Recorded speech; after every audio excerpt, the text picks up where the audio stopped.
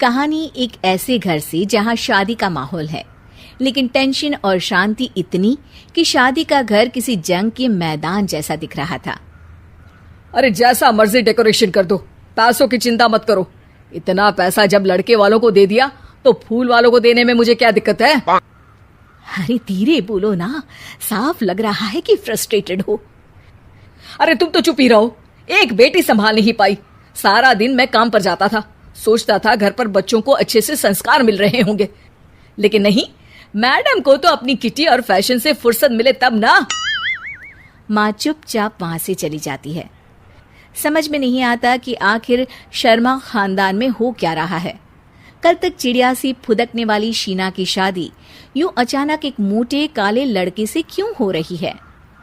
शीना कमरे में हाथ में गुड़िया लिए बोलती है, मेरे साथ जो हो रहा है ठीक हो रहा है।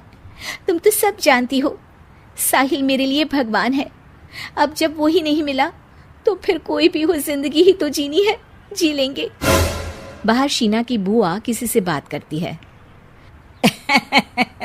अरे मोटा नहीं, उसे तो खाते पीते घर का कहते हैं। अब ओबेरॉय का नाम भी किसी को बताने वाली बात है। उनका इकलौता लड़का तो करोड़ों की सामी तो है ही। अरे हमारी शीना बिटिया तो रानी बनेगी, रानी। इन सब के बीच कहीं कोने पर शीना हाथ में मेहंदी सजाए बैठी थी और आंखों में आंसू सजाए।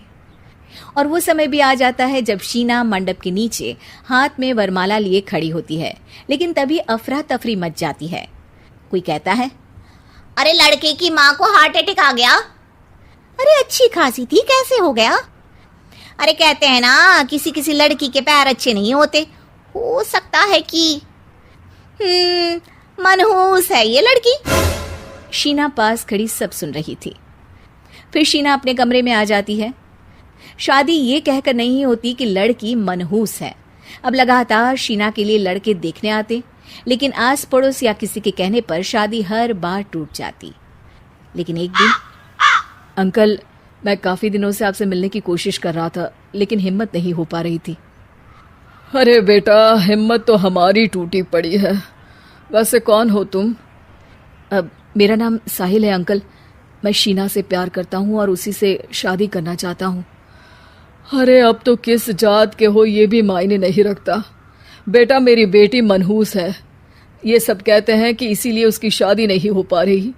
अगर तुम शादी करने को तैयार हो तो ठीक है। शीना की शादी साहिल से हो जाती है। अगले दिन साहिल की माँ का देहांत हो जाता है और एक बार फिर लोग शीना को अपशकुनी कहने लगते हैं। अरे खा गई दीदी को ये। अरे क्या जरूरत थी साहिल किसी मनहूस को घर लाने की? पर बुआ, माँ की तो तबीयत पिछले कई साल से खराब थी। डॉक्टर्स ने जवाब दे दिया था। क्या पता ये भी उनका सौभाग्य हो कि वो बहू का मुंह देख पाई। अरे बहू का मुंह देख पाई, या ये कह लो कि बहू का मुंह देखते ही स्वर्गलोक सिधार गई। खैर, हमें क्या, घर तुम्हारा है, हम तो चले। अब शीना को खुद पर ही शक होने लगता है कि कहीं सच में वो अपशकुनी तो नहीं। साहिल, हम दोनों की शादी नहीं हुई होती तो अच्छा था। देखो ना, कैसे पहले मेरी शादी टूटती थी और अब तुम्हारी माँ भी।